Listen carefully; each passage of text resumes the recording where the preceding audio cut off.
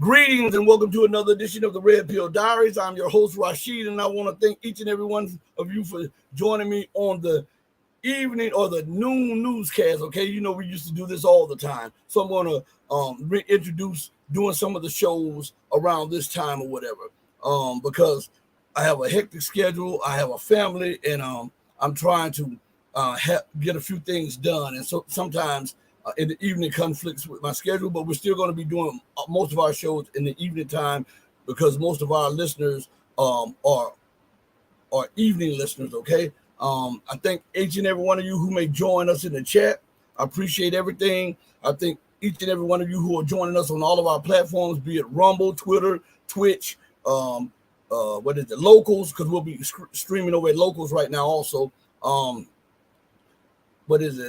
Twitter, Rumble, Odyssey, all of you, and on our sister channel, the Red Pill Journals, and on this main platform, the Red Pill Diaries.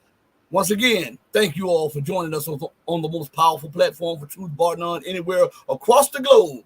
This is your platform for enlightenment, education, and elevation. And I'm your host, Rashid. Now let's get right into it. Today's show is titled American Empire.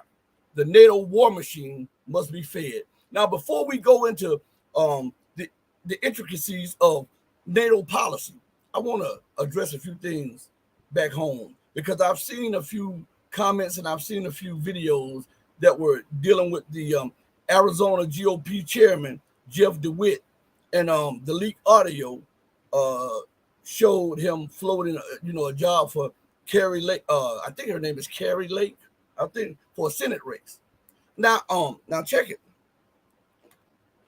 I know thinking outside the box may be new to some of you guys. Okay, thinking outside the box may be new to some of you guys.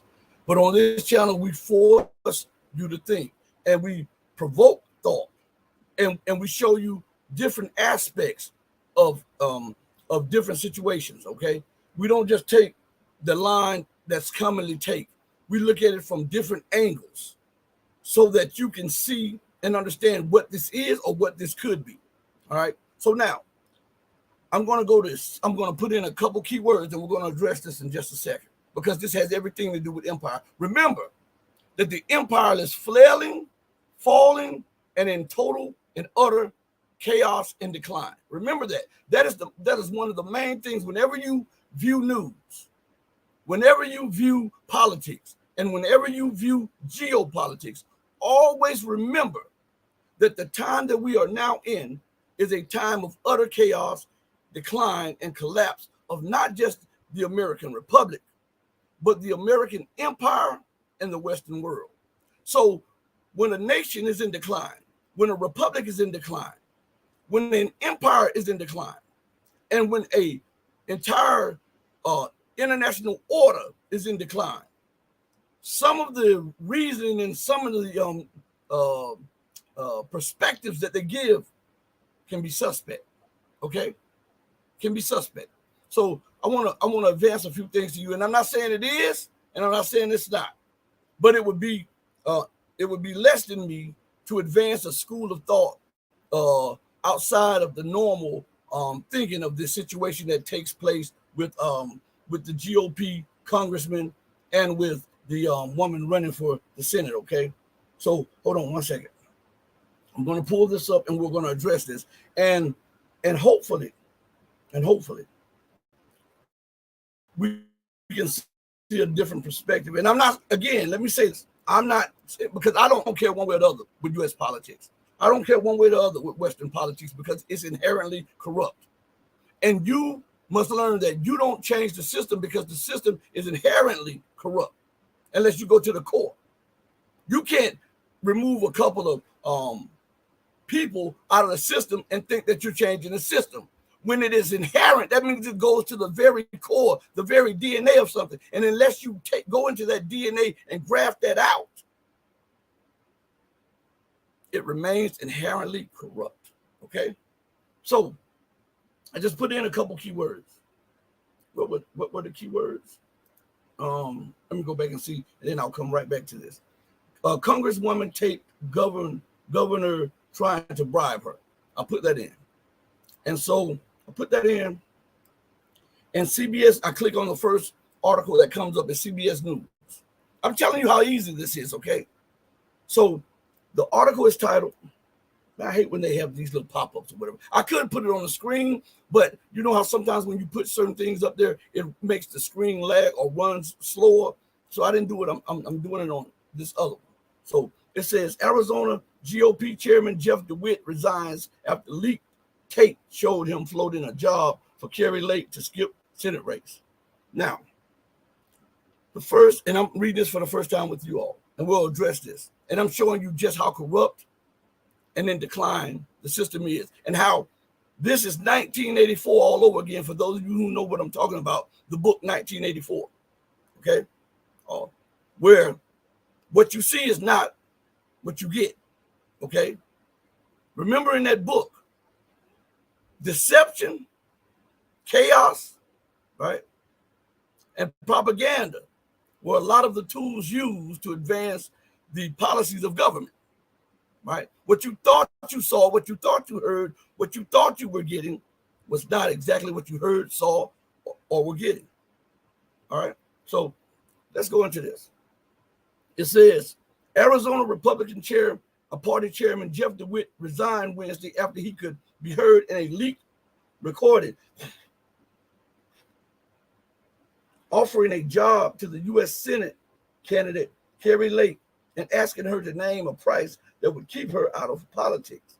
DeWitt's departure shakes up the Republican Party in a battleground state that will feature prominently in the battle for control of the White House and the U.S. Senate in the November elections.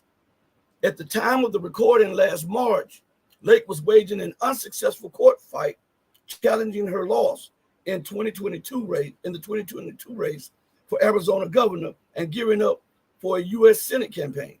Meanwhile, Republicans in Washington, bruised by a disappointing showing in the midterms, were talking openly about plans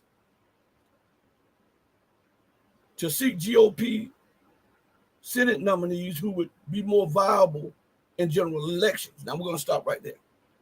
Why did I read that part right there? I want to go back to something that's very important. Remember, you and I both are reading this for the very first time. So we're going to go back to this last paragraph that I read, because there's something in this paragraph that somebody should ask themselves, okay? Listen to what it says. At the time of the recording last March, Lake was waging an unsuccessful court fight challenging her loss in the 2022 race for Arizona governor and gearing up for a U.S. Senate campaign. Stop right there. So now let's just look at that. If Lake was challenging her gubernatorial race and saying that she won, and that's what she wanted to do, why at the same time she would be gearing up for a Senate race? I'm asking you this. See, we've got to ask these things outside of the box, because I've seen a lot of alternative media outlets describe this stuff from one perspective. Oh, good for Lake for rejecting the bribe. Good for Lake, and that shows you how corrupt the politics is. And this is going to give Lake such a boost when she runs for Senate, because it shows us that she cannot be bribed. Right now, let me ask you something. If this was recorded in March, why the hell did she wait to right now, when it's time for a Senate race, to release it? I'm asking. I'm not the sharpest knife in the drawer.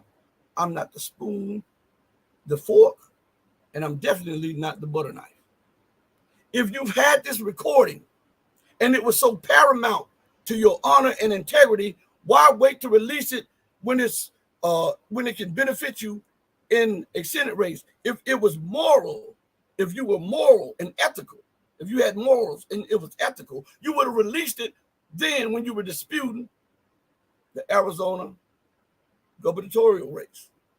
Why wait now when it can be beneficial? I'm going to tell you something. I'm going to pose something to you all, okay? And I'm not saying this is so, but I'm giving you something to think outside the box. this was dropped, and now you see a lot of people jumping on Lake's bandwagon saying she can't be bought. What, a million, 10 million? This is what is on the recording. What, a million, 10 million, a billion? When they were offering her a bride, right?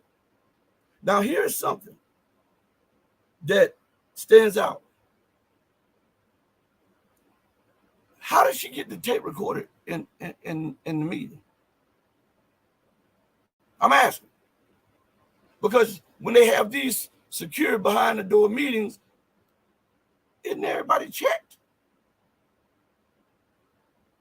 to prevent this from happening? I'm asking. Okay, I could be wrong, but what I would not be wrong about is posing to you a different school of thought on this. I don't care one way or the other, but we can't let one narrative just rule the show when it can be something else. Okay, if morality and ethics is your core and you could not be bribed, and this was so egregious for them to even try, then why the hell did you hang on to the recording for over a year, about a year? And why would you release it when it becomes the most beneficial to you when it comes to a Senate race? And who was the person who recorded it? And what do they have to gain from this? Right? Do you understand? Now let's read this. Now you just heard what I said. Now let's just read this part again, okay? I want to pose this stuff to you, and I want you to read this. Not read what they think that you're reading. Read what they have written. And then examine what they have presented to you. Because sometimes when we read, we assume as we read, and we overlook something that is dropped in the lines of the paragraph. That paragraph says, at the time of the recording last March, it was recorded last March, released when she ran for Senate, as she's running for Senate. This gives her an look, to release that, especially when it shows that you are not susceptible to bribes. That means more people are going to jump on your bandwagon, and then you're going to have that Senate, especially when you're talking about, I'm tired of America being sold out and blah, blah, blah. And you get in there, people are going to back you because they're looking at your morals and your ethics, because you could not be bribed, according to the recording. You couldn't be bribed, right? It's right there. But what happened to the morals and ethics to openly tell your constituents and the people who backed you back then that happened? And why wait to such a time as you are now running for Senate to release it? There has to be something else. There has to be a motive. There has to be some technology up in this. It has to be. Let's go further in this. It says, at the time of the recording last March, I'm going to keep emphasizing that. Last March. People are acting like this happened last week, yesterday, last month. The recording took place last March. Okay. All right. Lake was waging an unsuccessful, okay, court fight challenging her loss in 2022. So she understood that she was losing her court case to become the governor of Arizona, right? So she waited till the most beneficial time to maximize the leaking of the recording. Am I defending the Arizona governor? No, they may be hand in hand in this. I'm saying, yeah, well, he had to step down and he's catching flack. Maybe he was going to step down anyhow. And maybe this was a time to boost somebody who the deep state can control, but who the main people think that is a free thinker and cannot be bought. Let's go in that paragraph again there. At the time of the recording last March, Lake was waging an unsuccessful, not successful, and would she have released that recording if she had won her court challenge? No. She only released it now. She didn't even release it prior to her run for Senate. So is that showing ethics and morals? No, it's showing thinking about maximum political gain. Okay? I'm just being real with you. I have no skin in this thing. I have no horse in the race, none of this. I'm just presenting to you an alternative school of thought, okay? Because you know in bizarro world, up is down, down is up. And they know that people are so fed up with corruption. But do you actually think the system will allow that to happen at this time? So they put into place people-controlled assets. I'm not saying she is. I'm saying that the system, the deep state, puts in controlled assets that you believe that are independent and free thinkers. Look what the world thought about Obama. Oh, he is eloquent. Oh, he should run for president. He could do this, come out of nowhere. Didn't even serve his whole first term as senator. Talked about change and erasing the race line and being about building America and doing this. And what did he do? He came out after a while. You start calling him a deep state shield, right? A deep state puppet. But first, all of the bluster and glamour was about him. Maybe he can offer hope and change. Isn't that the same thing? She can't be bought. So now the people who are hoping for something better and hoping that the system can be changed, guess what they change? Guess what they do? They jump behind a candidate that presents themselves as morally upstanding and have ethics, and that will fight against the machine. I'm just reading what's written, and I'm posing a new school of thought because nobody else posed it. I watched it for days, for the last couple of days, on all of the YouTube channels, some of them that I had never even watched before, but I watched them, whether they were the mainstream or alternative, and none of them posed these schools of thought. And I'm saying, why? If you are these free thinkers, these deep thinkers, how can you go with one narrative on this situation? Especially when the empire is collapsing. That's when they become more desperate, and that's when they become more subtle and sly on what they do. So let's go further. It says, at the time of the recording last March, I'm going to go back to that again. Remember, I told you I'm going to keep hitting that. At the time of the recording last March, not this January, not this past December, not this past November, but at the time of the recording last March, Lake was waging an unsuccessful court fight, challenging her loss in the 2022 race for Arizona governor and gearing up for a Senate campaign. So she was going to gear up for a Senate campaign anyhow. All right, let's go. Meanwhile, Republicans in Washington, bruised by a disappointing showing in the midterms, were talking openly about plans to seek GOP Senate nominees who would be more viable in general elections. Now, right here, they say they were bruised, and then they hear the rumblings in the GOP about we need people who won't compromise. We need people who are upstanding. We need people who will stand up for the American Republic and for the Constitution. And guess what they do?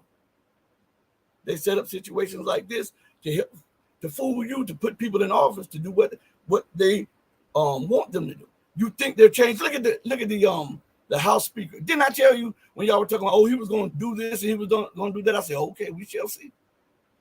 We shall see. All right. Same thing here. Am I saying that she is corrupt? No. Am I saying that she did this on purpose? No.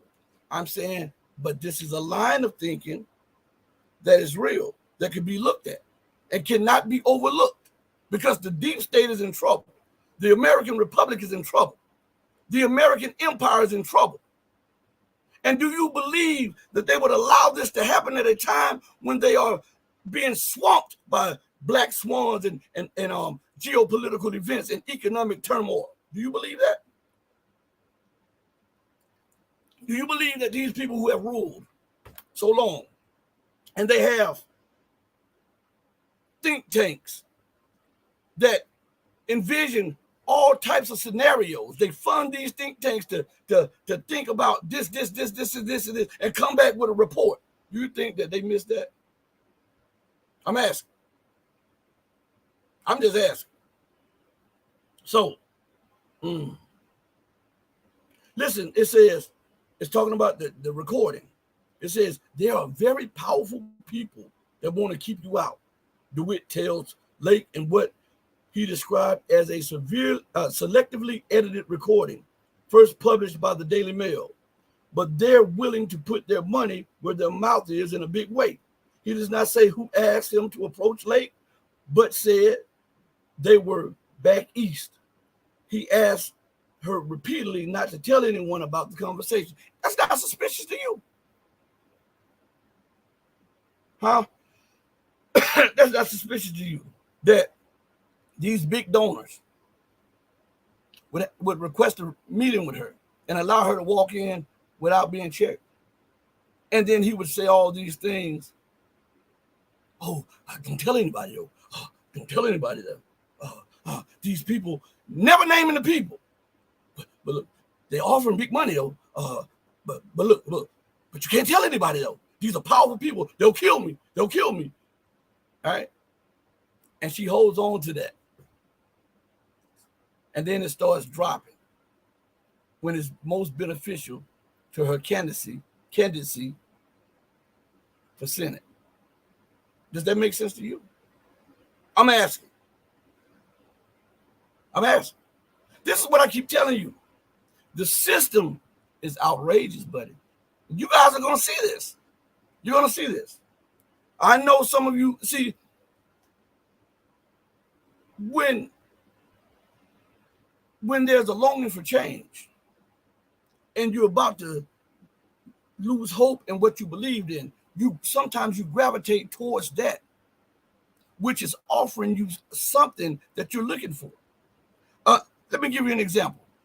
Black people in America, for so long, they wanted to see change in America, and they wanted it in actions, right?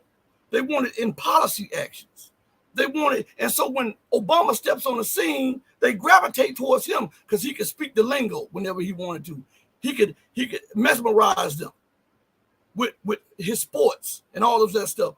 He could do all of this other stuff, right? It mesmerized them, and it polarized the political scene. But Obama was a shield for the powers that be. But Black America was so wishing for change and equality that they ignored all of the signs that pointed toward him being an instrument or a tool of power for those behind the scene. And when we look at his policy initiatives, we can see that they were some of the most detrimental policies toward Black America. But Black America gravitated toward him because he looked and he spoke and he offered a bit of change. Hold on one second. Let me get me a little water, everybody. Hold on one second. Oh, my God.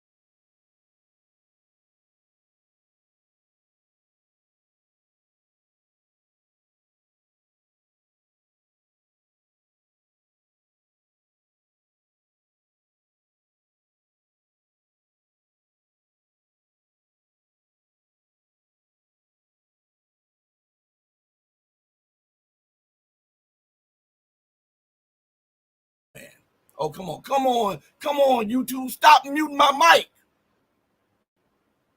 Stop muting my mic. This is not YouTube. I'm sorry, everybody. This is not YouTube doing this. This was StreamYard doing this, muting my mic. Every time I click off, it clicked back on. Click muted.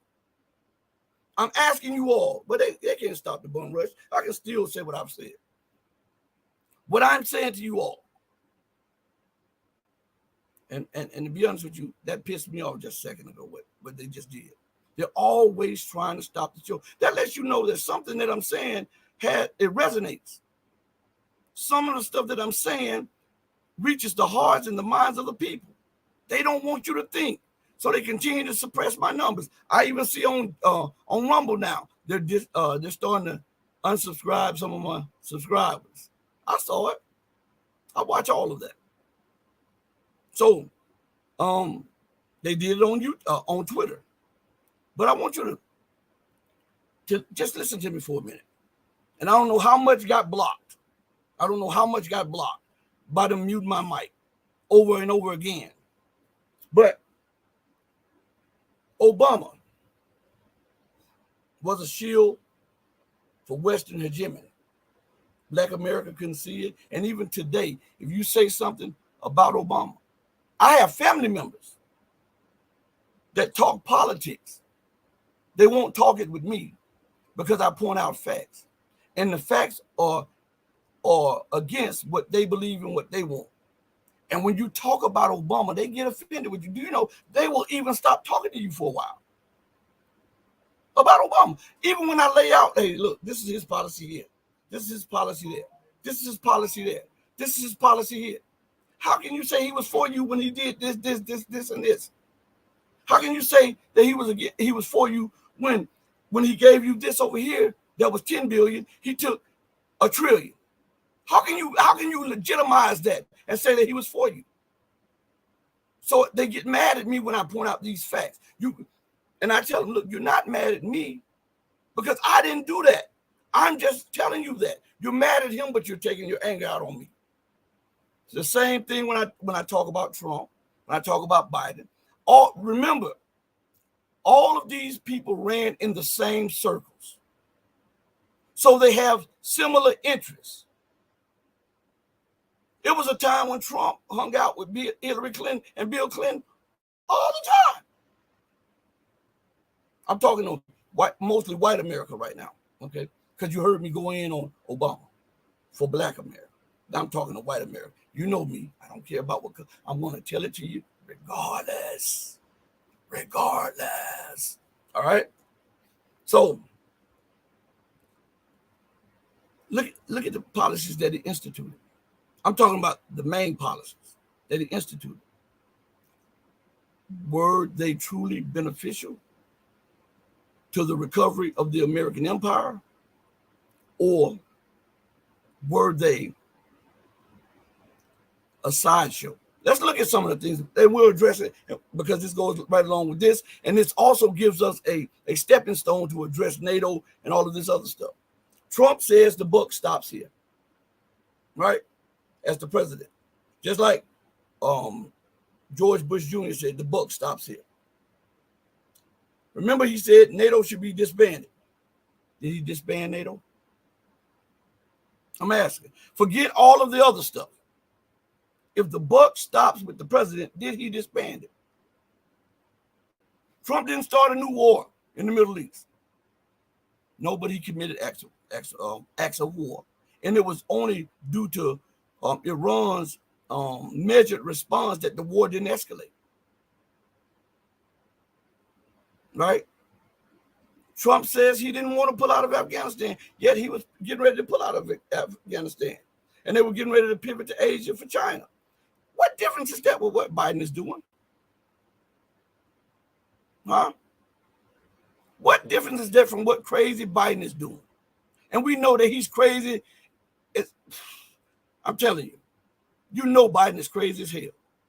So what difference is that of what Biden has done? Some say, well, Trump wanted to pull out of Syria. If the buck stopped there, he could have, right?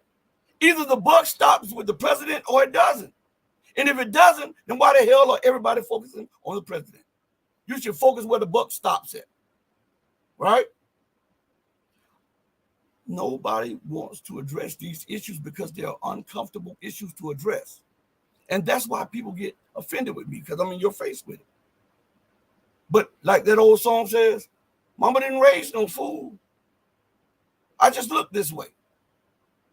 So what I do to you all, am I saying that Trump does not want to change America? No, I'm not saying it. I'm just saying look at the reality of the situation. How can Obama say that he was about change and his policies were a continuation of his predecessor?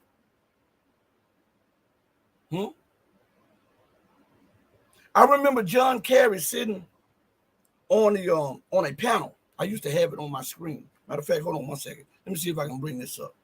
Okay. I just want to see if I can bring this up because I want to show you something. Let's see. Let's go here. Hey, everybody's in the building. Thank you. Deborah J, thank you. They're messing with my sound. I'm telling you, I have no control over it. They do this on a regular basis. Sometimes they block me. They knock me off the air and all that stuff like this. I just ask when this stuff happens, you guys stick with me until we get it straightened, because what they're trying to do is run you off so that when the show is over, if I have 35 or 75 people listening, after the show is over, they'll say no views. And they'll keep it at no views for hours. Okay? That's what they do to me. All right? But it's okay. If I can just reach one of you, it's cool. I've done my job. But I want to go to something real quick. Give me 1 second. Let's see if I can put it up on this computer. Right here. And if I can put it up on this computer, I'm going to put it up on this computer. Let's see.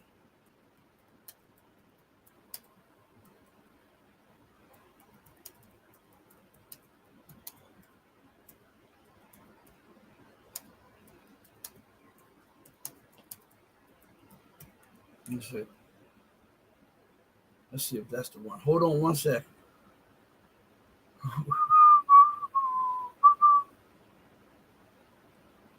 Right, I think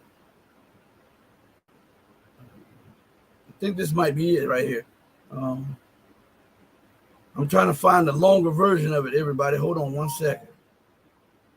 I had it on my computer and I erased it after I did a show. I knew I should have kept it. I don't know why I didn't keep it. But I want you to listen to something. Let's see. Is that it?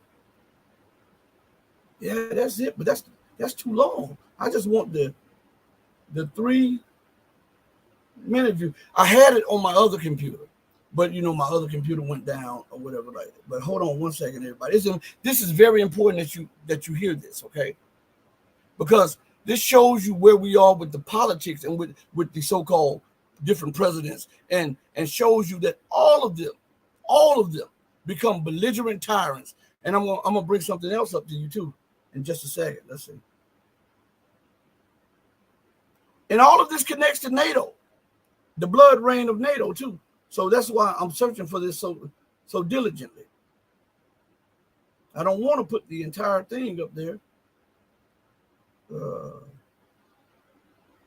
The JCPOA. Hold on 1 second. They got all of this other crap up here now. Let's see if I can go back and see. Hold on 1 second. It's going to take a minute. So everybody, matter of fact, let me play a little clip for you while I'm looking for, because I don't want you guys to just be dead space or whatever. And anybody in the chat, continue to talk. I'm going to play a little clip. It'll be let's see. Let me try to find you like a short clip to play. Let me look up on my dashboard, because I don't like that dead time. All right. Let's see. I got so many clips up here. I'm trying to see the appropriate short clip for you. Let's see something about NATO real quick. All right. We're going to play something about NATO, and then I might stop the clip if I find the video real quick, okay? But just listen. Just listen to what they're saying about NATO a while ago. With Greece set to hold a second parliamentary election in June, following the last polls at the end of May, one party, the Democratic National Liberation Movement, or DKEA, is calling for an independent Greece which decides its own national future in contrast to the EU states. The DKEA party was established earlier this year in opposition to the current Greek government's course. Its stated goals are to strive for Greek unity and independence and an exit from the EU and NATO. It's also calling for resistance to Western hegemony, which, according to its leader, is destroying the country. The party founder and ex-Energy and Environment Minister, Panagiotis Lafazanis, says that Greece should reject Western influence and strive for closer ties with Russia. The parties that will enter Parliament have approximately the same political position, especially these three parties, New Democracy, Syriza and Kinal, Movement of Change. Their political positions are almost identical. All three parties are products of the Western centres, Brussels, Berlin and Washington. They unquestioningly follow Western politics in a very subservient way. What the West says is the law for these parties. Greece has become a protectorate. Greece has passed into the hands of the oligarchy and its economy is literally sold out to transnational centres. And it's this Greece that matters because whichever of these parties forms the government, the political position will be the same. An equally reactionary, anti-people, anti-social and servile political position. First and foremost, our party, the Democratic National Liberation Movement, or DKEA for short, is against the protectorate status imposed on our country, against our country's dependence and its transformation into a kind of colony of Brussels, Berlin and Washington. We want an independent Greece, a Greece which will actually decide its own national and social future. For us, this is the main issue. The second issue that disguises us is our clear and precise position regarding the war in Ukraine. We say that Russia is right in this war. Russia did not cause this war. On the contrary, the war was waged by the United States, NATO and the Ukrainian Nazi regime. They caused this war, they are aggravating it, and they are leading Ukraine, Europe and the whole world into the abyss. Unfortunately, this unanimity that exists regarding the condemnation of Russia is literally destructive for Greece, for our region and, of course, for Europe and the whole world. This unanimity regarding Russia leads our country into even bigger dependence, carries even greater threats to our security and our survival, because Greece has now turned into a base for a big Western campaign against Russia. From the American bases located in Greece, troops and weapons systems are launched against Russia and are sent to Ukraine and neighbouring countries. For us, this is unacceptable. This puts Greece at great risk. We want Greece to be independent, to strive for very close, friendly cooperation with Russia, with which we have absolutely no disagreements. DKEA is the only party that says Russia is right. Russia is not the aggressor. Russia cannot be isolated. And vice versa, Russia should be helped in dialogue with Ukraine in order to find a fair, peaceful solution based on realistic positions. None of the mass media in Greece show our position. It does not give us the opportunity to speak to the Greek public. This shows that there is no democracy in Greece. On the contrary, there's a dictatorship, because democracy means that the voice that is different is also heard.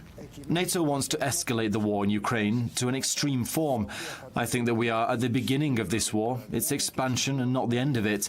There is no benefit for Greece in supporting NATO in this war of aggression in Ukraine or in helping make this war more intense. Today, Russia is not at war with Ukraine, but at war with the entire West. For the first time in history, one country is opposed to almost everything, the so-called developed world. I'm talking about governments, of course, not people. Greece must say one big no to NATO, must say that it will not follow the sanctions imposed on Russia because they are illegal, unfair and unfavourable for our nation and our national path. Greece must stop sending weapons to Ukraine, which escalates the war, and all this needs to be done right now. This is our position, and it should be the position of Greece. Greece today can play a positive role in stopping the evil that's happening now in Ukraine.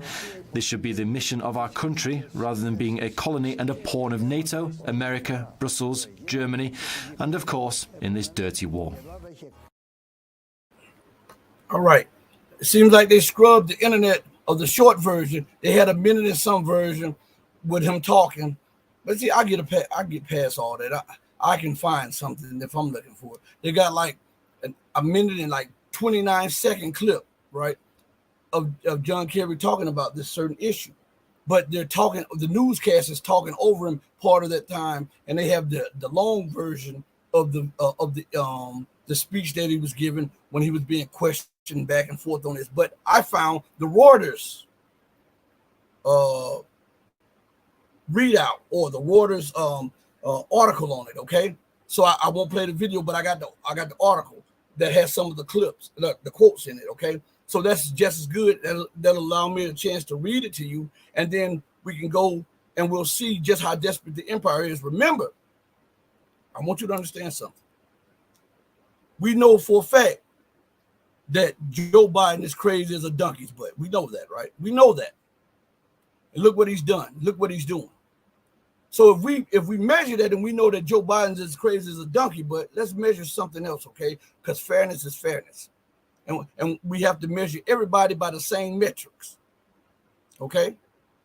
And when we measure everybody by the same metrics, sometimes when we look at it and we step back from our biases for a minute and we look at it in the proper perspective, then the person that we held to this high degree or this high standard of having impeccable character and really wanting to do this for America and this and that, some of that goes out the window. So I want to read to you something, okay? I want to advance to you something. As we talk about the American empire, the NATO war machine must be fed. Remember what I said, that during the campaign, Trump was talking about taking America out of NATO. But NATO is America. America was it. They used NATO to kind of beat down or browbeat Russia, and they used NATO as an instrument of war to continue to occupy Africa, and which they siphon off resources from, which is good for Europe and good for America. That's why Europe continues to stay America's client states. They use it to browbeat Latin America to do the same. They use it to try to contain China, right? Why would America give up their instrument of war to do that when they would lose out majorly? Well, listen to what John Kerry says when he was Secretary of State, okay? This article is from, man, what is going on here? This article from Reuters was published August 11, 2015. Now, before I go into the article, I'm going to give you the key words so that you can find it yourself, right? So that I don't hold something over you that you can't find for yourself, because it is very important that you are able to access the same type of information that I'm accessing so that I can't exploit you, so that I can't use what I know to put you in a subservient position mentally, okay? So I'm going to go back one second, and I put in the keywords in the Google search engine. John Kerry talks about JCPOA and the end of the petrodollar. Okay.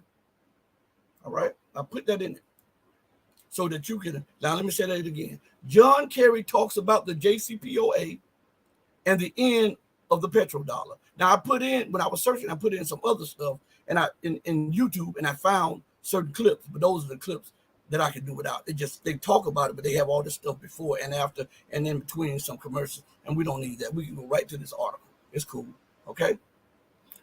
The first article that comes up is from Reuters, which is a British news publication. Reuters, okay? And the article is titled, "Dollar Could Suffer If U.S. Walks Away from Iran Deal." John Kerry. This is very important as we talk about NATO and as we talk about Trump and as we talk about any viable or prospects or candidates for the U.S. presidency, okay? This is very important. And this is why the war machine is trying to be fed through constant escalation, okay? Y'all get it.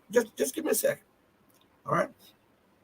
And the article says, if the United States walks away from the U.S. from the nuclear deal with Iran and demands that its allies comply with U.S. sanctions, a loss of confidence in U.S. leadership could threaten the dollar's position as the world's reserve currency, the top U.S. diplomat said on Tuesday. Remember, when he stated this, he was the U.S. Secretary of State.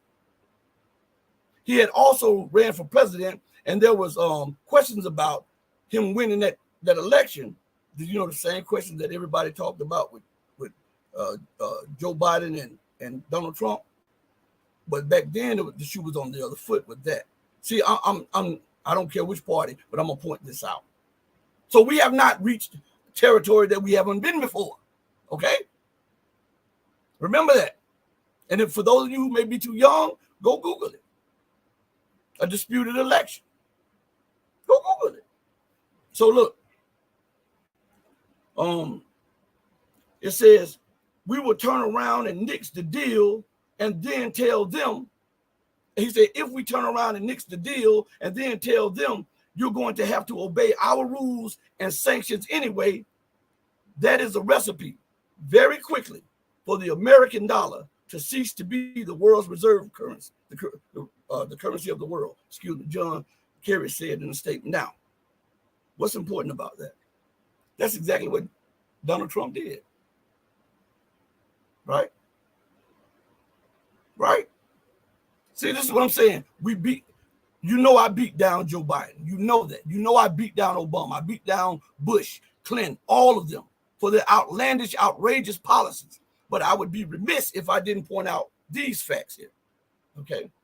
The very thing that he described, he said he was talking to world leaders when he was doing that interview. I remember because I watched that over and over and over again. And he said there was already rumblings out there of nations tired of the dollar because they was tired of what the U.S. dictates. And he says, just imagine, right? And I'm going to reread this, and I want you to pay close attention to this because this is very important, okay? And I know some people might get butthurt, but I have to point the truth out. If you are mad at me, please do not be mad at me. Charge it to my head and not to my heart. I'm giving you the truth, okay? I'm giving you stuff that cannot be argued about. All right, because you can actually point to it, see it, smell it, taste it, hear it, read it, right there. It says, if the United States walks away from the nuclear deal with Iran, didn't we walk away from the nuclear deal with Iran? All right, under what president? I'm asking. Somebody put it in the chat. I'm gonna look at the chat for a second. Somebody put it in the chat. Let me go to the chat because I haven't been looking in the chat. Yes, Deborah, I'm on Twitter. I'm on Twitter. Yes, I am. Mr. Carter, I'm sorry, no sound, but it's back up. The sound is back up. Channel member Reven Van Hosen, shout out. My guy, Perseverance Chameleon is in the building. Joel Bradford is in the building. Random Z Bird, Random, you know, I always mess that up, Random. So he's in the building. Pedro across the pond. All right. So put that in the chat, please. I'm on Deborah J. I'm on Locals. On Locals, it's the empowerment of truth.locals.com. I'm on Twitter. Matter of fact, I'll pull the handles up right now while I'm talking to you. Let's see. Hold on one second. Let me pull the Twitter. It's twitter.com/pill, Pill, what is that, / diaries. Diaries, okay?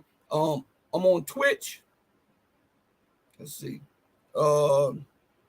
Twitch.com, the red pill diaries. I'm on Rumble. Where's the Rumble handle? Let's see. Hold on, everybody. Rumble.com/the red pill diaries. I'm on Odyssey.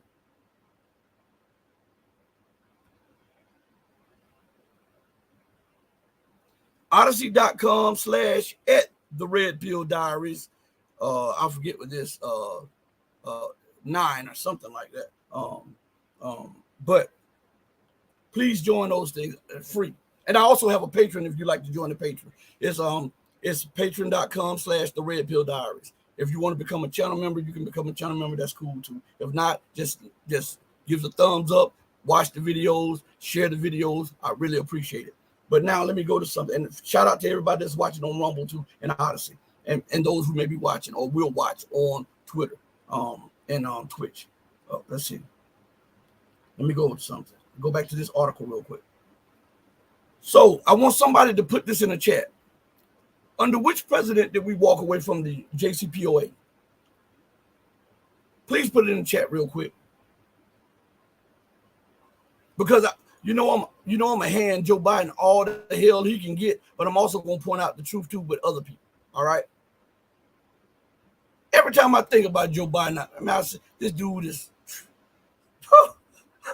this dude is on the man. He and Obama need to be put in the sack together. But anyway, let me go in the chat again and see if anybody's put it in there real quick. Trump. Okay. Joel said Trump. Absolutely. All right. Remember that now.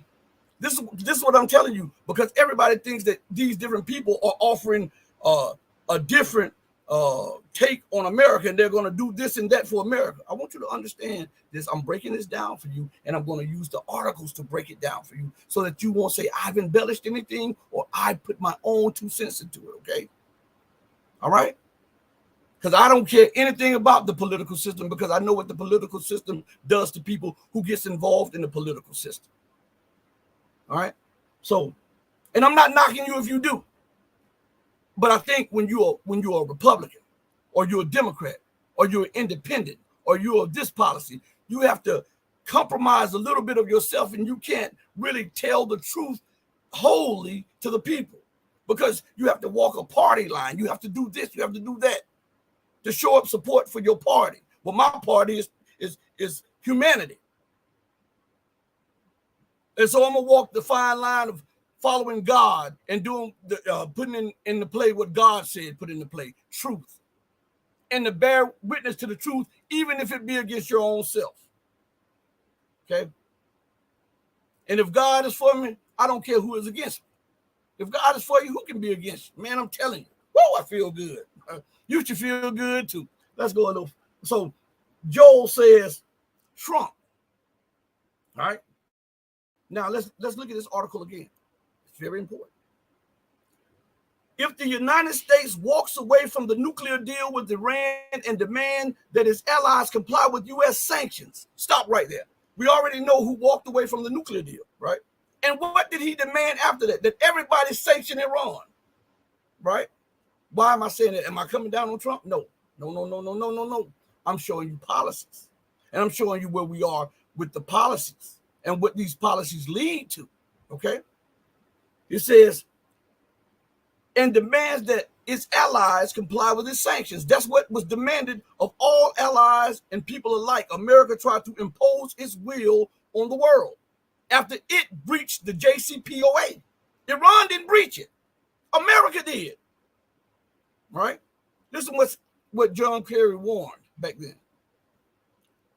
A loss of confidence in U.S. leadership could threaten the dollar's position as the world's reserve currency, the top U.S. diplomat said on Tuesday. All right. Let's see if he's right. Okay. Let's see if he's right. According to Watcher.guru,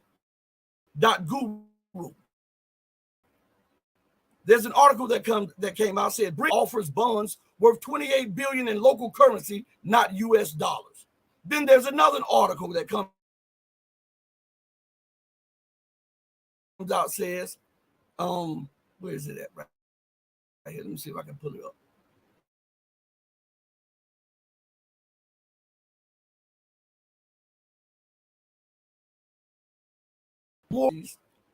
Huh? Iran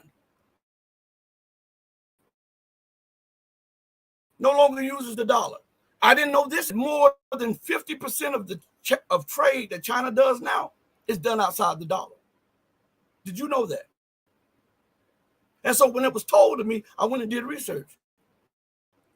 Some say 50, some say 60, some even had the estimates up to 70% of China's trade done outside the dollar. Russia now holds a larger holding of yuan than they do euro and dollars. This didn't happen out of the blue. Listen to what I'm saying. This did not happen out of the blue. It happened after what?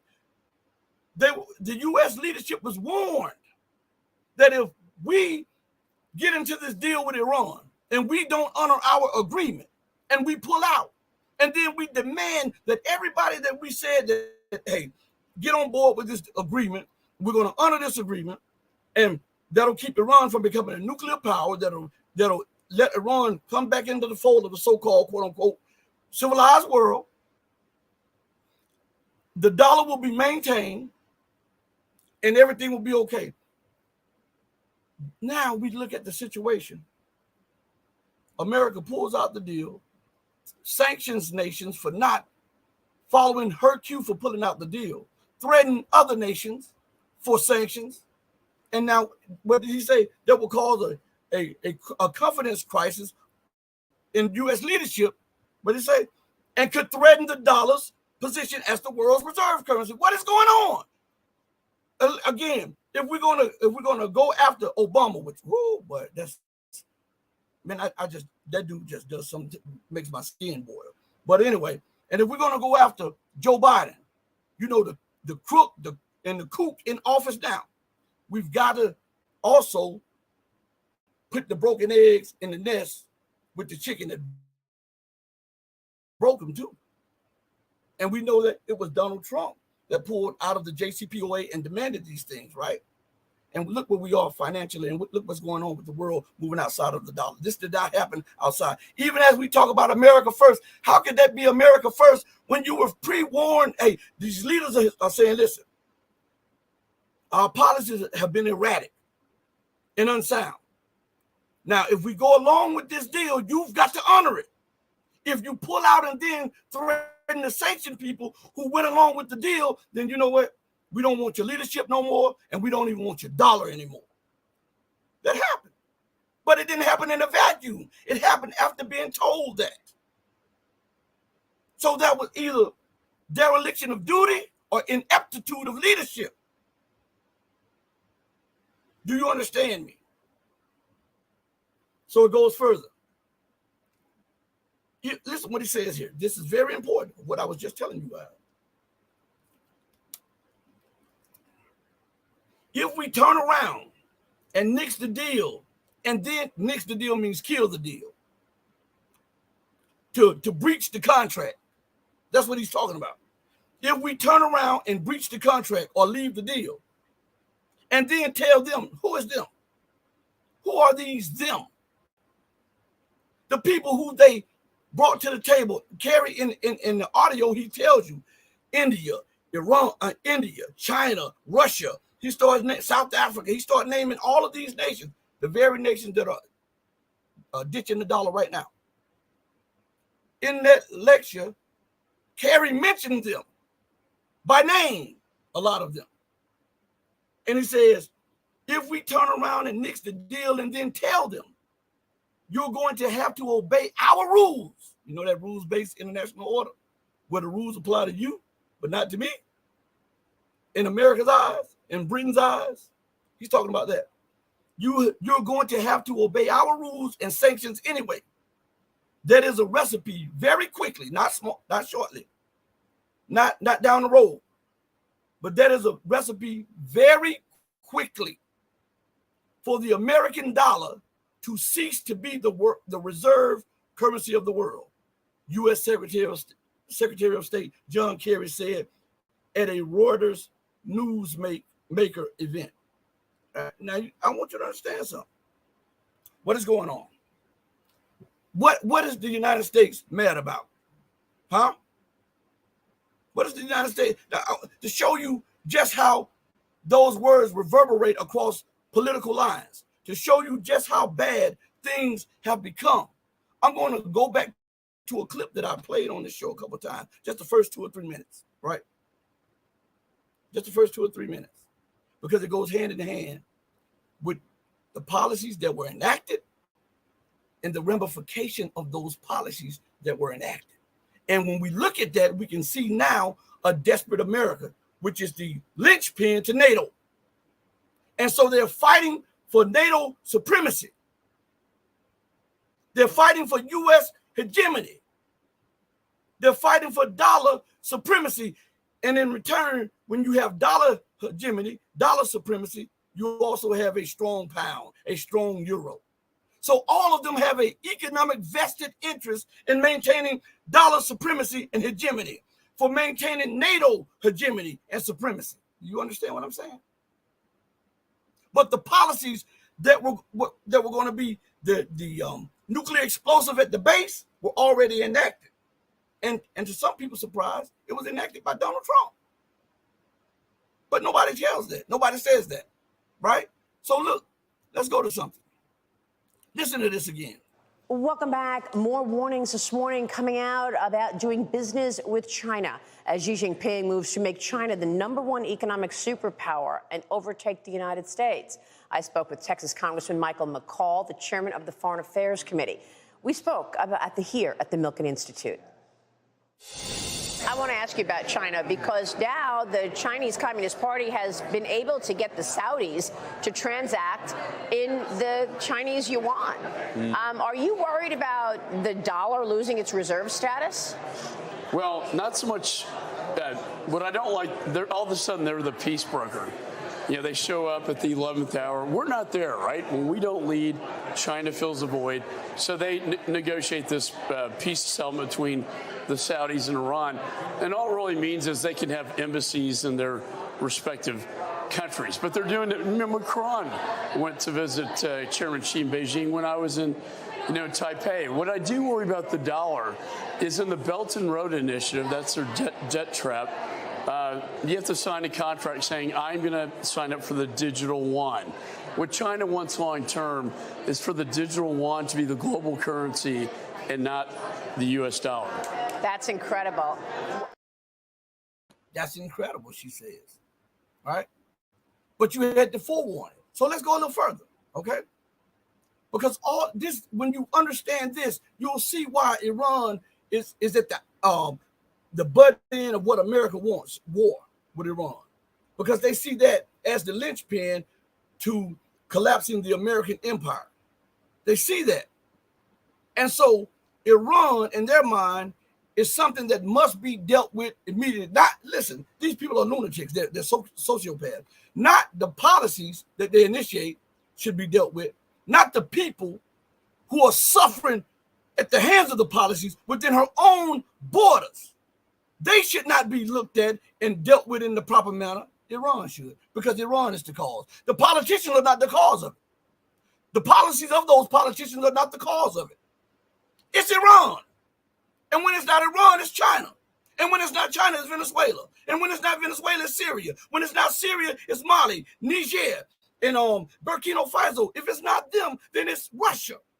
It's never America. It's never Great Britain. It's never the European Union and their racist, fascist policies against their own constituents. It's never that. They never accept responsibility for these policies that they put in place. Never. And always demanding that you abide by laws and you abide by ethics and morals. But let's go a little further. Well, I think the idea of de-dollarization is one which is going to be necessary. You have two aspects to it. One is the efforts of the United States to dictate the rules of trade and currency to all nations, which is the basis of the dollar system or the petrodollar system, is no longer valid. This was a neo-colonial system that was imposed largely through the military force of the United States and NATO, regime change, for example, against Gaddafi, the attempt to overthrow the Assad government, the Iraq attack, and now the Ukraine war, so to try to weaken Russia. But it's not going to work. Many countries around the world, especially in the so-called global south, are now moving out from under this so-called rules-based order. And this new deal between France and China is an example of that. You also had the Chinese involvement in the rapprochement between Syria and Iran. I'm sorry, Saudi Arabia and Iran. We also see trade going between India and Russia with a ruble-rupiah transaction basis. So we're in an era where the unipolar order doesn't function. And we see it with the collapse of the banks in the United States, the collapse of the Swiss giant Credit Suisse, the toppling, or the teetering, I should say, of the Deutsche Bank.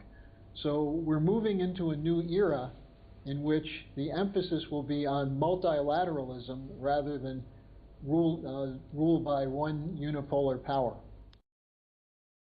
Understand that? Right? And he mentioned NATO and the overthrow of these nations. This is how the United States uses NATO. See, the war machine must be fed. America understands this. Those in Brussels understand this. London, Paris, Berlin, they understand this. It is you who don't understand what is actually going on. And that's why I'm sitting here. I don't care what religion you are. I give two flips about that. All right? I give two flips about that. I don't care your sexual orientation. I don't care nothing about that. What I do care about is disseminating truth to the masses. That's what I care about. You can accept it or you can reject it. Once it's delivered, it's immaterial to me whether you accept it or not. But I'm going to do my best to give it to you.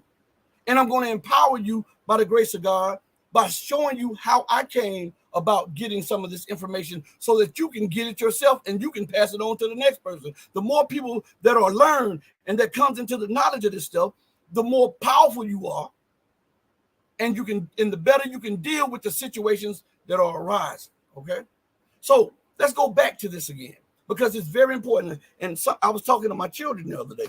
I said, I know sometimes when I'm talking to you guys and I'll tell you something and I'll go back and I'll tell it to you over and over again. Right. I know. And sometimes we got it, Dad. We got it, Dad. So later on, when they didn't do it, I'll come back and say, hey, I told you this. Oh, I forgot. Well, how did you forget? Didn't you tell me I got it, Dad? Didn't you tell me that? So I employ that same thing because I love my children. I employ that. And because I love the truth, I employ that with everybody. So we go back to that and we're going to reread part of that, right? Because you just heard those videos and how the dollar and these wars and NATO and the United States are all interconnected. You just heard that. So let's go back to what he said, because it's something else I just saw when that video was on. I was scrolling down in the article that I want to address too. Okay. So it's John Kerry says, if the United States walks away from the nuclear deal with Iran and demands that its allies comply with U.S. sanctions, a loss of confidence in U.S. leadership could threaten the dollar's position as the world's reserve currency, the top U.S. diplomat said on Tuesday. Aren't nations realigning with the so-called global South? Aren't nations starting to take a stand, small and large nations, starting to exert their own sovereignty and their own political will over what they used to do about submitting to what Britain and the United States and Europe wants?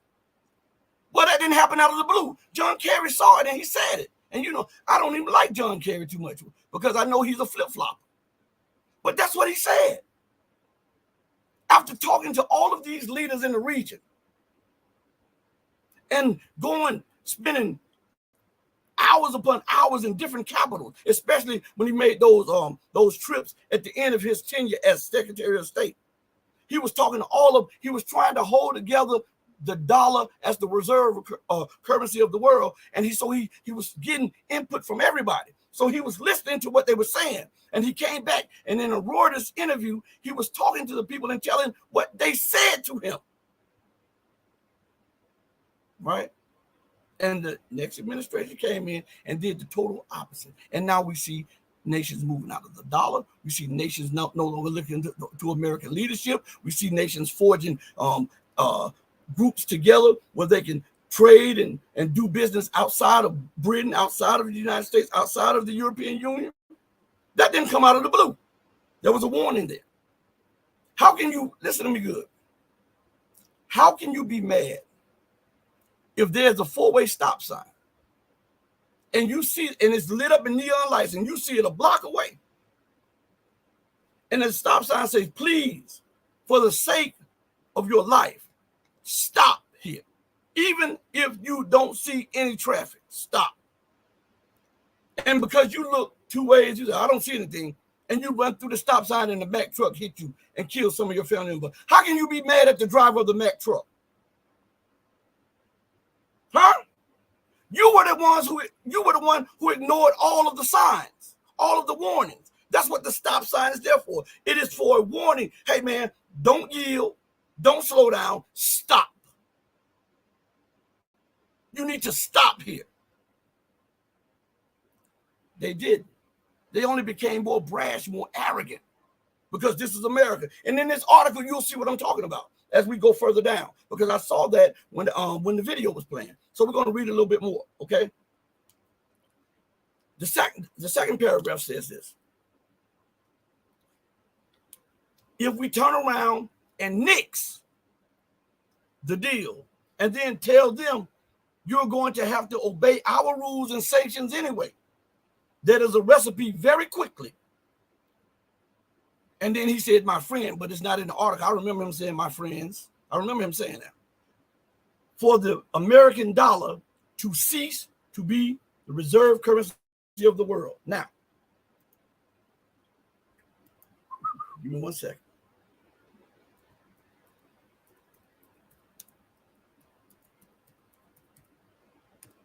According to the dictionary, the word cease is a verb.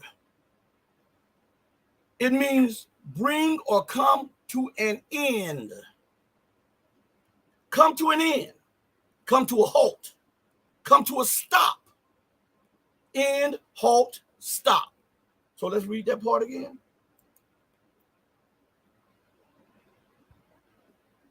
For the American dollar to cease to be, to stop, to come to an end. He was warning it. That's what the nations were saying. So now that it's happening, everybody act like it just comes out the blue. There was policies involved in forcing that to happen. Nobody wants to address it because it may tarnish the person that they want to be in office. But there were policies that were involved that forced that on. Somebody pulled out the JCPOA after being warned that, hey, I've been around. I heard these people that said, oh, man, forget that. We are the number one nation. We can do this. We can do that. But you were warned. And listen what it says. As we go down, he goes and says, defending the July 14th Vienna agreement between Iran and world powers that he helped to negotiate, Kerry deployed a new argument in a feverish battle to prevent lawmakers from killing it. Congress has until September 17th to act. Kerry warned of a potential loss. Listen to this part. This is very important. Because you can't say it, you didn't see this happening. With the rising prices, nations getting out of the dollar and into other currencies and safe havens and commodities, right? And ignoring U.S. sanctions, you can't say that there was not warnings. Listen what it says. Kerry warned. What did it say? Kerry did what? What did he do? He didn't just talk about it. What did he do? According to that article. According to Reuters, he warned. Right? So, according to the dictionary, the word warn, which is the past tense of warn, right? W-A-R-N-E-D, warned is the past tense of W-A-R-N, which is a verb. And it means if someone in advance of an impending or possible danger, problem, or other unpleasing situation. Somebody's telling you, hey, look, I see this happening. I know this is happening because people have warned me that down the road is out. Slow down and detour and go that way. Nah, I go this everywhere. I know how to get around here. I'll go this way every day. And then you go off a cliff because you didn't know the road was out. Was your death the result of the person that warned you, or was your death the result of foolishness and hubris? Huh? I'm asking. So, according to the dictionary, to notify, to alert, to apprise, to give notice, to inform, to tell, to let someone know. Who was he letting know? He was letting know Congress and the incoming administration. That's what he was doing. All right? Let's call it ace of ace and the spade of spade. That's what he was doing, according to the dictionary. Not according to Rashid, but according to the dictionary. So let's go further. It says, Kerry warned of a potential loss. Listen to what he says. Not a loss of just faith. Listen to what he says right here, because this is monumental. This is why NATO is pushing up against Russia, escalating in Russia. This is why NATO, separately as Britain, the United States, Germany, and France, are escalating in the Red Sea, the Gulf of Aden, the Mediterranean. This is why they're trying to escalate and pivot to Asia. Listen to what he says. Kerry warned of a potential loss of U.S. financial and political clout. What do you mean? Well, if the dollar is the life's blood of the American empire, and the dollar is the life's blood of the American military juggernaut, and if the dollar's the life's blood of this experiment called the European Union, and if the dollar is the life's blood which ties the pound and the euro to value and to success and to relevance, if the dollar goes down, guess what happens? All of those projects go down too, right?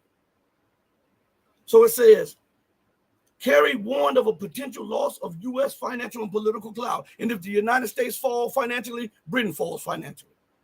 If Britain falls financially, the European Union falls financially. So the loss of one means the loss of all. That's why they are all involved in these wars of aggression around the globe. They didn't listen to the warnings. And now we are looking at a snowball effect, a whole bunch of black swans happening that is causing the collapse, the financial collapse of the Western world. And that's why they continue to trumpet the rules-based international order must be respected. How can you demand somebody to respect something that you disrespected? Huh? Talk to me. Talk back to me. Let's go further. He said this was not something that would happen overnight, but many countries, listen to this. But many countries were chafing under the present international financial agreements. That means they were ready to get from under there because they were feeling the burn. They were feeling the burn of American sanctions, of America's irrational policies, her irrational tendencies, her backstabbing, her disregard for their national interests and their national sovereignty. So they were waiting for something. They warned her. And America ignored it because of hubris, arrogance. Remember that? Nebuchadnezzar and Belshazzar? I am. Look at what my hands have wrought. Right? And now look what it says right here. Now remember, I pulled this up live on the air just talking to you all. Had no thoughts about even talking on this, but it goes hand in hand with American empire. The NATO war machine must be fed. It has everything to do with that. Listen to what it says. He said, U.S. Treasury experts are doing a full dive on how this works and what the implications are. So before Trump gets into office, there was an assignment given to Treasury experts to see that if America pulled out of the deal and America did this and America did that, what would be the ramifications and how dire would the situation be? And once they came up with those writings, those findings, guess what happens? As with all administrations that go out, they pass those findings over to the incoming administration. Right? Am I lying? Am I lying? So he says, but the notion that we can just sort of diss the deal, meaning just push the deal to the side and say, hey, it's no longer relevant to us. Hell, we got what we want out of it. It's no longer relevant to us. You know, like America has done with all of those ballistic missile treaties. Now that when she thought that she had the advantage over Russia, how she pulled out of all of those missile treaties, and now she wants to renegotiate the missile treaties. Now that she finds out that not only China, but Russia has hypersonic missiles, and they're building hypersonic missile defenses, that America has fallen a decade behind. Because now it's not beneficial for her to pull out of the missile defense and the missile agreements that she has, because she's still working with intercontinental ballistic missiles, excuse me, that are at least 30 to 40 years old, while China and Russia have upgraded theirs. She thought that she had the advantage, so she disregarded it. She nixed it. And now she's asking, hey, we need to sit down and we need to talk about a security framework with this, because it is no longer beneficial to her, and she's falling behind. So now she's using something to try to pull them back in so that she can either catch up or surpass them. Nixing the deal. This is what it gets. So it says this. But the notion that we can just sort of diss the deal and unilaterally walk away, which Trump did. You know, I get on Biden and Obama and them, but I gotta call an ace a ace and a spade, okay? Because it would not be right for me to come to you every day and talk about that I'm impartial to the politics and not bring Trump in on this when he is responsible for some of this. Biden is responsible for some of it. Obama, Clinton, Bush Jr., Bush Sr., all of them are responsible for some of this. But specifically this, Trump is responsible for, okay? It says, but the notion that we can just sort of diss the deal and unilaterally walk away as Congress wants to do will have a profound negative impact on people's sense of America's leadership and reliability. What are they saying now? America is an unreliable partner. As a matter of fact, there was an article yesterday, I believe it was either on RT, Sputnik, Press TV, or one of the major news outlets that were talking about how nations no longer look to America's leadership, right? They were no longer impressed and no longer able to rely on America's word and her leadership. But the article just points that out. And this was written in 2015 as a precursor to what we see right now. What was the day of this article? This article was transcribed from the thing that John Kerry did, and it was August 11th, 2015, 16, 17, 18, 19, 20, 21, 22, 23, 24,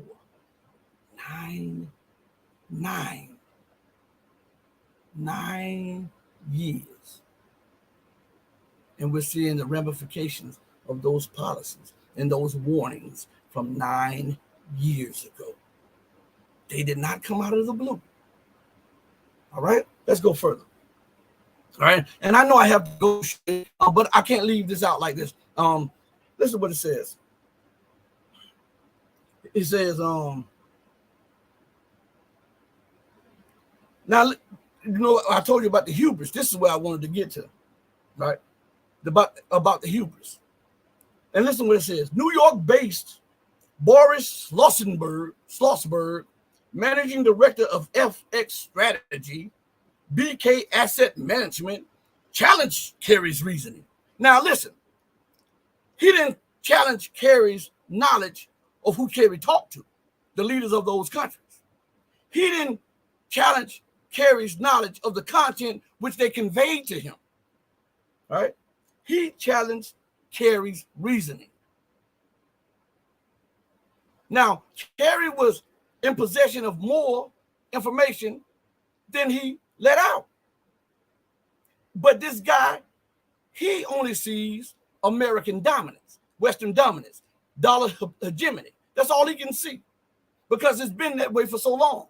So he didn't understand how Kerry came to that rationale, how Kerry came to that conclusion, because he didn't have the informal and formal meetings with leaders around the world at the time when Kerry did it. Okay? So listen what he says. He said the dollar's status could be compromised only if the United States was unable to compete economically on a global scale. Stop right there. What the hell do you mean? That's what's going on right now. She can't compete with China. We see that she can't even compete with Russia militarily. On an industrial scale, Russia is outproducing not just the United States when it comes to military hardware, artillery, radars, warplanes. They are producing the entirety of the whole Western world. And China's manufacturing capacity is hundreds of times over Russia's, right? Right? And China's purchasing power parity leads it to be the #1 economy. Other nations are rising. Russia just became what, the sixth or the fifth largest economy. Other nations are joining, are rising, all while the United States and the European Union and the EU are spinning in debt. Okay? So right there, it pushes away his argument that it can only happen when it's happening. So it goes further. The reality of the situation is that the United States dollar hasn't been this strong in decades. The thought that it could be replaced as a world reserve currency is laughable, right? At this point, on a geopolitical basis, and nothing in the Iran deal even remotely touches upon that issue. Now, he said that in 2015. He can see down the wheel of time in 2024. And exactly what he laughed at in 2015 is no longer a laughable moment in 2024, as the world does exactly what he said couldn't be done. You see that? He laughed because he was so drunk and inebriated on American power, American dominance, militarily, technologically, scientifically, and militarily and economically. He cannot see an ending to that. All world leaders, all empires do that. They don't see an ending to the empire until it ends. Right? So let's go a little further. He says, economists and financial analysts have often conjectured that a competing currency like the euro or the Chinese yuan will eventually dethrone the dollar as global trade and financial patterns shift. But the U.S. currency's position has been largely immune, mostly for lack of any good alternatives. No, it has been immune due to technology and due to people fearing something that they don't know. Some people want to get from under the dollar. They're just scared of what the alternative may be. And once they realize that the dollar is not backed by anything, then they will understand that it's time to move on to something new, something greater. As a matter of fact, let me see something real quick. I'm gonna bring this up to you all. And this was a conversation. I cut it into two parts. This was a conversation a while ago with Peter Schiff. Where is it at? And I want you to listen to this. This is a 5-minute clip. And then, I'm gonna do a couple more small ones, and then we'll end the show, and I'll try to do another one later if I get a chance to. My back is killing me. It's been hurting me all night. I slept on a heating pad. It's doing martial arts and being my age, man, you feel every bump, bruise, and everything now. So I want you to just listen to this, okay? This is the Crypto Mile. We are joined by Peter Schiff. We're going to discuss the convergence of a currency and sovereign debt crisis in the US, what this means for fiat currencies worldwide, and also, is gold or Bitcoin the answer to protecting wealth long term? Peter, welcome to the Crypto Mile. Oh, thanks, Brian. Nice to be here with you in jolly old London. So let's actually begin with talking about the raising of the debt ceiling. Is the US facing a currency crisis as well as a sovereign debt crisis? And is the dollar on life support? I think the answer is yes. The only question is when. I mean, clearly we're not having that crisis right now because our creditors, for whatever reason, still maintain confidence in the future of purchasing power of the dollar. They still have confidence in the Fed. The charade that we just went through over the debt ceiling should really be shattering that confidence because, number one, we spent months threatening default, basically letting our creditors know that we may in fact default and that they were low men on the totem pole. Because during these discussions of raising the debt ceiling, nobody said we're going to prioritize bondholders. They basically said if we can't borrow more money, the first thing we're going to do is default on the money we've already borrowed. And so that is an official admission that the U.S. Treasury is running nothing more than a Ponzi scheme. We're only going to pay back the money we've already borrowed if we can find new people to lend us more, right? We're not going to just tax people to make good on these commitments. We're going to rely 100% on new borrowers. And so that is the pure definition of a Ponzi scheme. The only difference is it's being run by the government instead of a private citizen, but it's still not going to work, right? Ponzi schemes can't work by definition. But then the other problem with this is the rationale, right, or the pretense for the debt ceiling increase was that America always pays its bills, and we need to raise the debt ceiling so we can keep paying our bills. Well, it's actually the opposite. The reason we have to raise the debt ceiling is because we never pay our bills. Let's talk about alternatives to actually just keep on printing money, keep on going to the bondholders. And you spoke about like that brinkmanship and the lead up to the debt ceiling. That did the US no favors at all. If there are cuts in government spending, what sector gets cut? Well, obviously, when you're running $2 trillion a year deficits, which the US is, you've got to make that up. You've either got to cut spending or raise taxes. Now, personally, I would like to see everything through spending cuts. But to the extent that we need additional taxes, it should be through a consumption-based tax, at least in the United States, not higher income taxes, but some type of value-added tax, sales tax, or something like that, that isn't as economically destructive as taxing work and production. You want to tax consumption. But we really need significant across-the-board spending cuts, and not just fraud, waste, and abuse. We need to actually cut real spending now, immediately and significantly, including things that are off the table, like Social Security, Medicare, government pensions. We have to cut defense spending. And there are a lot of agencies and departments that I think can be completely eliminated. A lot of spending can be cut. Because if we don't do that, there is no way that we can handle this debt.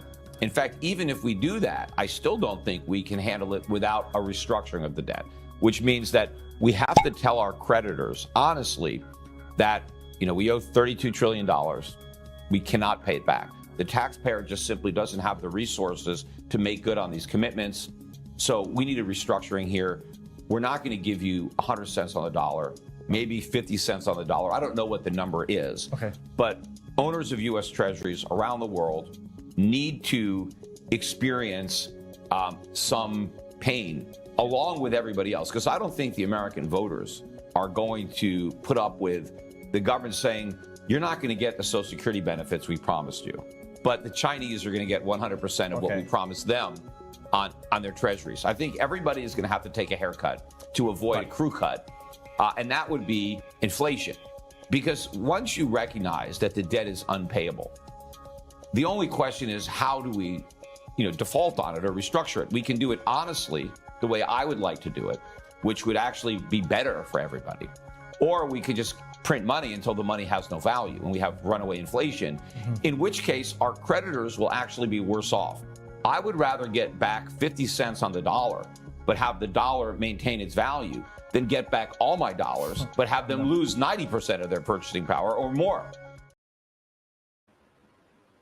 So that's part one of that. Now let's go to part two. I would like to do it, which would actually be better for everybody. Or we could just print money until the money has no value and we have runaway inflation, in which case our creditors will actually be worse off. I would rather get back 50 cents on the dollar, but have the dollar maintain its value, than get back all my dollars, but have them lose 90% of their purchasing power or more. If we're looking at that, and we keep on going down this road, down this trajectory, is hyperinflation down the line? Do you think that could be? Well, if we stay on this road, then hyperinflation is a foregone conclusion. It is an absolute certainty. So the only way to avoid hyperinflation is to get off the road.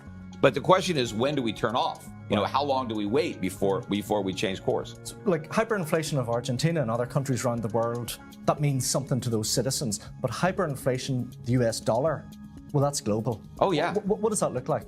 I don't know. We've never seen it, right? Yeah, we haven't had hyperinflation in a reserve currency, like the US. But I do think that the most pain will be felt in America, right? Because Americans have benefited dramatically from the dollar status, because it allows Americans, of course I'm an American, but it allows us to live beyond our means because we don't have to produce to consume. We can just produce money, which costs nothing, that we just create out of thin air, and we can exchange that paper money for the real goods that are produced by hardworking people around the world in factories, and those goods, aren't created out of thin air. They take real resources, land, labor, capital, things like that. And those resources could have been used for something else. Instead, they were used to produce stuff for Americans. So we get a benefit. We also get to borrow money cheaper because we get to borrow what everybody else saves. Americans don't save anything. So where does the credit come from? It comes from the rest of the world. So when the dollar crashes, that's actually going to be a net positive outside the United States, particularly the emerging markets, because I think the people there have borne the lion's share of the burden of propping up the U.S. economy. So I think they have the most to gain from the crash of the dollar. But of course, there are people all around the world that own a lot of dollars, and so to the extent that they're overexposed to the dollar, they're going to experience some losses. So just like when we had the financial crisis, it wasn't confined to the United States because people in Sweden, for example, owned mortgage-backed securities from the United States. So, we've spread the bad paper all around the world. So it's going to be felt all around the world. But I think on balance, it's going to be a positive outside the United States, but a huge negative, at least in the short term, for the United States. So that just brings us to the combination of restructuring the debt, going to international bondholders of US Treasuries and saying to them, we're going to have to restructure this. You're going to have to take a hit. Internally, you're going to have to take a hit. If this doesn't happen, we could see hyperinflation.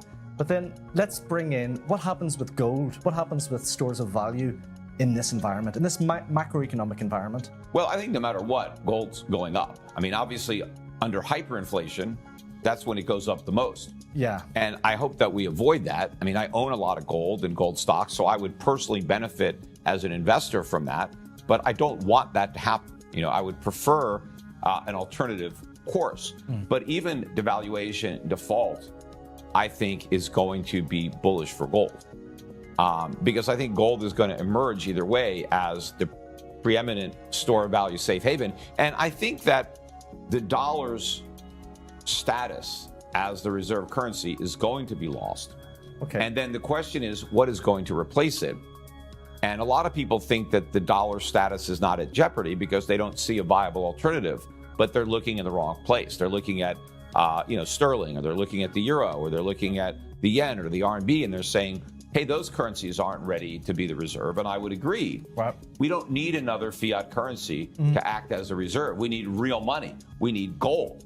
Gold was the reserve for all currencies prior to Bretton Woods. And even after Bretton Woods, when the dollar was the reserve, it was only a reserve because it was backed and redeemable in gold. In fact, the dollar was defined as a weight in gold. That's why it was considered as good as gold. So we've really only been on a fiat standard since 1971. Yeah. So, about 50 years, a little bit more. That was only meant to be temporary, Nixon's gold shock. Oh, initially, sure. Okay, sure. So it still could be temporary, only it lasted years. Yes. Well, if we were to go back on the gold standard, the question is, would the world trust us? Right. Because we already screwed them over once. In fact, when we talked about the debt ceiling, and everybody said America has never defaulted on its commitments. That was a lie, because Federal Reserve notes were obligations to pay gold. And up until 1971, if you were in Britain and you had $35, you could get an ounce of gold. That was the commitment that we made to the world. And then we defaulted on that, and we gave them nothing. It wasn't just that we gave them 50 cents on the dollar, right? Or we didn't say, okay, we'll give you half an ounce of gold for your $35. We'll give you no gold. It was a complete default. So I don't think any one country should be able to issue a reserve. I think that the real reserve should be gold, and we should all be on a level playing field. If you want gold, you have to earn it. So either you have to mine it, or you have to produce something that you could trade for the gold that somebody else mined. But we need an honest monetary system that keeps governments in check. Because if we had sound money, we wouldn't have all this inflation. We wouldn't have all these budget deficits because they're not possible under a sound monetary system. So are you suggesting multiple gold-backed currencies across the world? They should all be gold-backed.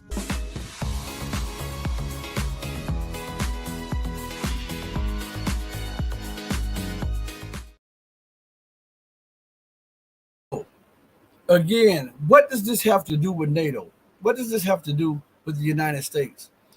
where there have been rumblings that the United States really doesn't have gold in Fort Knox. If they do, it's like Jim Willie said one time, it's a couple buckets full of coins. We already know about the United States and Britain getting caught red-handed, settling their debts in tungsten that was clad in gold. We already know about that. They've tried to scrub the internet of that information, but we already know about that because we've discussed that multiple times on this show. Now, you see how people think that the dollar can never be replaced. Oh, there's no viable option. And then Peter Schiff just said, well, there is a viable option. Gold and commodities, right? So while he was talking, I just did a Google search. And did you know that the BRICS nations were the largest purchasers of gold last year, 2023 and 2022? And do you know that most of the BRIC nations are some of the largest miners of gold too? And did you know that China receives gold in multiple forms? So there's no accurate way to account for gold in China because China is the largest miner of gold. China buys gold. They buy gold through Hong Kong, through Macau, through the exchange that they have. And they even have gold bar machines where they allow the citizens to buy gold. Do you know that? America doesn't have that. Britain doesn't have that. The West doesn't have that. So the world has been going. The rules-based order has been living off the gratuity and the benevolence of the Eastern Bloc. And now that these other systems are in play, we are finding out that the West has little to no gold anymore. Canada has no gold. The United States has little to no gold. As a matter of fact, I remember someone telling me, a wise person telling me, and I was listening to one of their recordings, and they were saying, and this was in 59 or 60 something. And he said that America's gold had been gone so long that they don't even know what happened to it. And so when we look at this situation, and you can say, well, we can dismiss that, but how can we dismiss that when right after that, America started robbing the currency of silver? Because remember, everything from a $2 note down was backed by silver, and everything from a $5 note up was backed by gold. And all throughout the 60s, they robbed the coins of the silver, and then they robbed the certificates of the backing of the silver. Remember that? And then from that point on, when they could no longer do that with the silver content and the coins and stuff, they went on to the gold. And Nixon took the world off the gold and the silver standard. So that happened. That's why when you look at coins, pre-65 quarters and dimes have a content of silver in them. Post 64 up into 65 on up have no content of silver in them. And half dollars and dollars that had a huge makeup of silver from 30%, 40%, and even 90% silver ceased to be after 1969, going into 1970. So after they robbed everything of the silver, they had to look at the gold they had, and they no longer had the gold to cover the spread. So that's why they took the world off the gold and silver standard. That's why they came up with this petrodollar nonsense, because they had to keep the Ponzi scheme going and going. And that's why America and Britain and the EU are fighting like hell, because all of them have a financial and political vested interest in maintaining dollar hegemony, regardless of all the screaming and crying or whatever. All of the systems are connected to the dollar being the number one currency. And without the dollar being the number one currency, Europe loses its political clout and its economic clout, because the euro is an experiment brought to you by the US. The pound and the dollar are tied together. Neither the US nor Britain really has any gold, no real supplies of gold. America has access to more gold because unmined areas in America. Britain has little to none. So she has a vested interest in keeping the dollar, because her pound sterling is tied. That's why they can manipulate gold prices, because most gold was run through the London Gold Exchange. That's why the U.S. gold exchange is tied to the London gold exchange. That's why the U.S. stock exchange is tied to the London stock exchange. These two are great manipulators, and they're trying to keep their world afloat, even in the midst of uncertainty and collapse. I'm not lying to you, and they know that China at any time can call their bluff because China has been storing and keeping commodities for the longest. And they have refused to allow gold to leave Chinese borders. And I believe, this is when I interject what I believe. I've been giving you facts, but this is what I believe. So you see how when I tell you facts, I give you facts. And then when I tell you my opinion, I say, this is my opinion. One would ask, well, why would China be doing that? I believe that they understand, and it made it even more clear when America and the European Union started to steal and confiscate Russia's holdings. I believe that the gold and silver and all of these commodity holdings is to offset any losses when the dollar collapses. And that means that they can keep humming. So people talk about these empty cities of China. They talk about China's debt. And nobody really talks about that most of China's debt is held by Chinese people. And so with the gold holdings, as a matter of fact, let me pull up something real quick. Let me see if they have anything on here. Real quick. If not, I'll play that clip that I played for you all one time. And that'll give you the understanding of what I'm talking about. Let's see if it's up here. Let me see if I can pull this up real quick. If it's no longer up here, because you know they scrub the internet of this stuff immediately after talking about it. So no, they don't have this up here.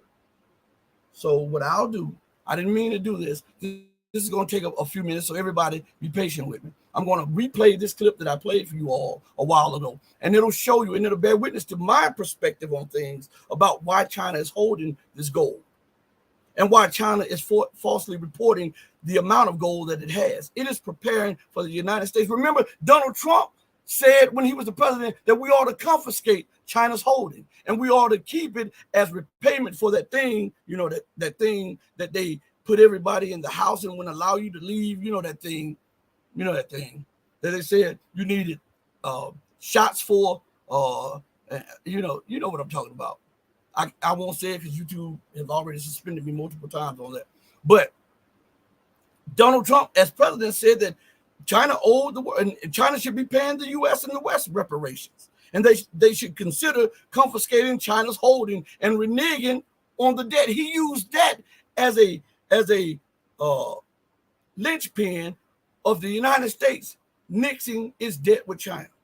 If you think I'm lying, Google it. Google it. That Donald Trump said that they should not have to pay China because of this thing, this Wuhan thing that they were talking about. And the Chinese fought back and said, you had the labs, you did this. You did this. The foreign minister got on Twitter and lambasted the United States and even brought up all kinds of things of what the United States was doing. And Donald Trump said that because this has affected the world and the global economy, that the United States was in its rights to seize Chinese assets and to renege on the debt it owed. He said that. But China understands that. And this is why they have this.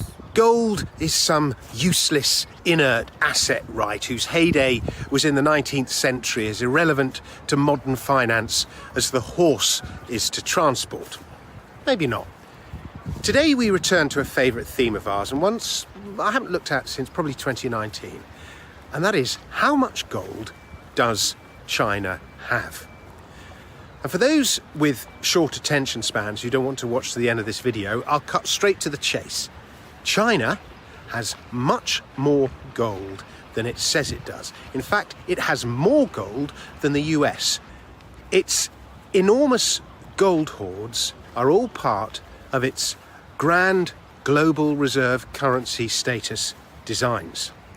Right, now time to back up those assertions. Let's do an audit. Audits involve a lot of numbers, and too many numbers can get a little overwhelming, so I'm going to try and keep these numbers to a mentally digestible minimum. But let me start with perhaps the most important contextual figure and anchor that in your minds, and that is US gold holdings. Official records show that the United States owns some 8,133 tonnes, most of it in Fort Knox. Although I should say that gold in Fort Knox hasn't been audited for 50 years. The US is the world's largest gold owner, or so you would have thought, and gold comprises 77% of United States foreign exchange reserves.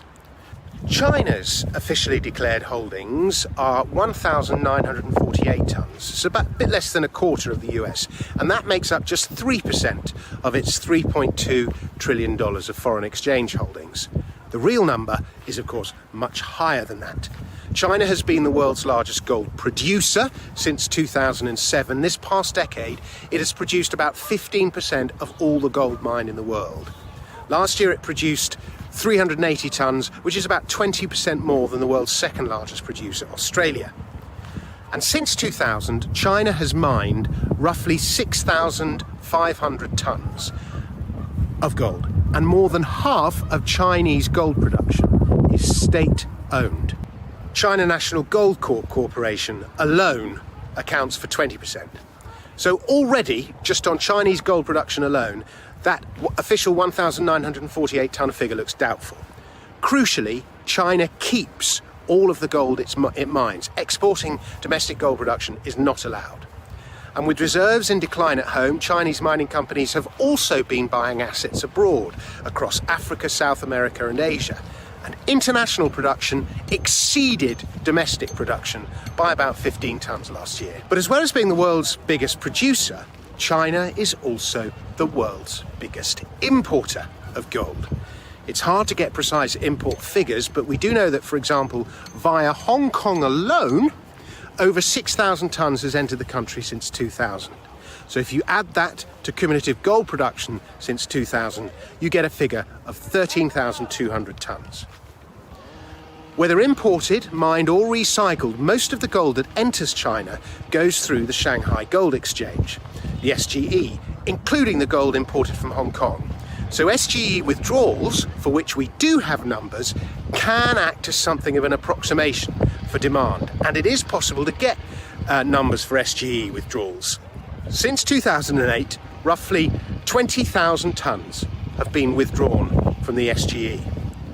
Then we have to add in all the gold held in China, whether as bullion or jewellery, prior to 2000. And the World Gold Council estimates a figure of 2,500 tonnes in privately held jewellery. If you add domestic mining and official reserves, you arrive at a figure of about 4,000 tonnes. Now, Nick Laird of Gold Charts Are Us, one of the world's leading gold data experts, has cobbled it all together to produce this chart, which shows cumulative gold held in China to be around 28,911 tonnes. I've spoken to numerous analysts, Ross Norman, Bron Suchetsky, formerly of the Perth Mint, Koos Janssen, and they all arrive at similar estimates. In addition, there is gold entering China that is not accounted for by SGE withdrawals. Ross Norman points out that the People's Bank of China, the PBOC, likes to buy 12.5 kilo gold bars. They don't trade on the SGE. Also, the PBOC often uses dollars on exchanges in London, Dubai and Switzerland, while the SGE sells its gold in yuan. The army too owns gold and doesn't have to declare its purchases. Remember, there are many state agencies on top of the army and the central bank which buy gold. There's the State Administration of Foreign Exchange and China Investment Corporation, the Sovereign Wealth Fund, to give you two examples. So how much of all that huge hoard is state-owned? 40%? 50%? 60%? But at 50%, the implication is that China owns roughly 14,500 tonnes. That is 1.8 times more than the US. Now, it may be that only 20 or 30% of that gold is state-owned. I find that unlikely, but even if that's the case, it still owns more than the US. And China has been famously encouraging its citizens to buy gold since 2008. And the SGE has actually stated that only consumers buy gold over exchange, but it almost doesn't matter. This encouragement to buy gold, as one of my readers resident in China reported to me, kicked off a frenzy of laundry as China's citizens rushed to exchange the hordes of hooky cash they'd built up. In his local bank in Shanghai, he said in 2009, he was standing behind a Chinese bloke who was unlocking bundles of euros, US dollars, Singapore dollars, Swiss francs in exchange for 5-kilo gold bars across the counter. Gold ownership in China is registered, so the government knows how much its citizens have. But it's commonly thought that should Beijing invite private holders of gold to support a major government currency initiative by pledging their gold as a kind of war bond, then there would be a 99% pickup. The vast majority of Chinese trust their government, especially when it comes to returning China to the top of the world. And that means a considerable amount of extra gold can very quickly be mobilized to participate in whatever Beijing is planning. Chinese gold holders don't have the same mistrust of government held by Western gold bugs. The party's seen as a good housewife to the nation. But the disruption it would cause means there's no way China can declare such large official holdings, not yet anyway. There'd be an unwanted surge in both the yuan and the gold price.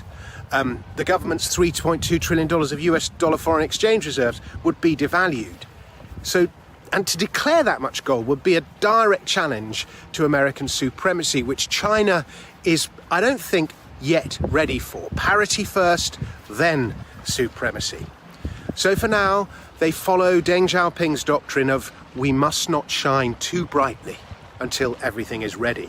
President Trump wrong-footed the Chinese, and that and COVID, the great accelerator, may have brought schedules forward.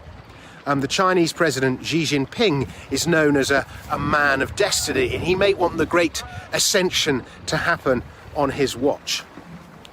But backing its money, if only in part with gold, as empires on the rise are wont to do, would give China great credibility in a world awash with money printing.